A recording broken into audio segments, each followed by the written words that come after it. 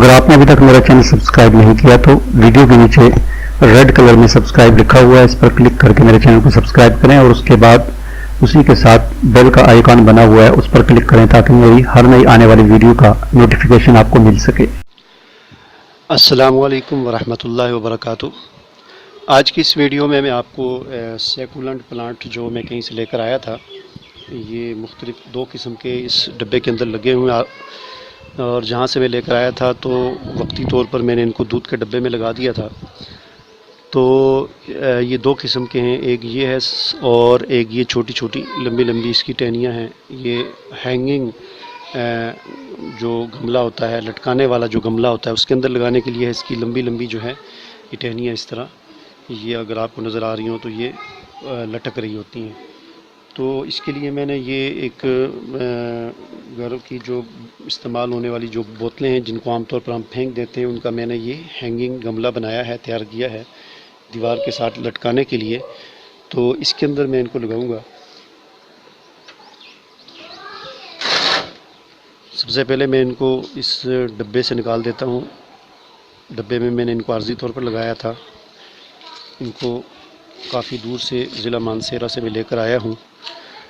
तो चूँकि बहुत बड़ी काफ़ी तादाद में मैं तकरीबन कोई 20-25 मुख्तलिफ़ किस्म के सैकुलेंट और कैक्टस प्लांट लेकर आया था, तो इतने ज़्यादा जो थे इनको लेकर आना, गमलों के अंदर लेकर आना ज़रा मुश्किल था। इसलिए मैंने आर्जी तौर पर इनको दूध के डब्बों में लगा दिया था। चूँकि दूध के डब्बे में इनको रख के मैंने लगा के फिर कार्टन के अंदर पैक कर दिया था और इस तरह मैं इनको बड़ी आसानी के साथ ले आया। तो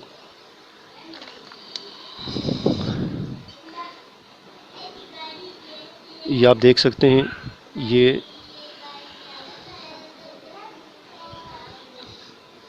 मुख्तलिफ इसकी टहनियाँ हैं और इनकी जड़ें भी जो हैं वो निकली हुई हैं।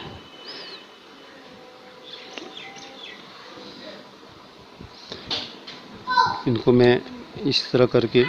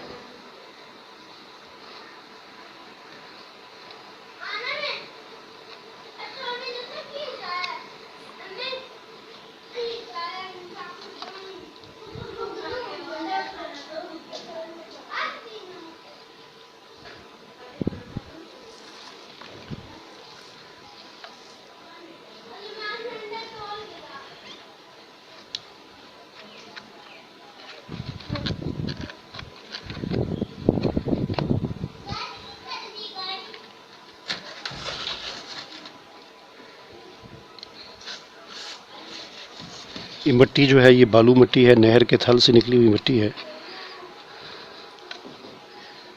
इस तरह लगाने के बाद अब आप इसमें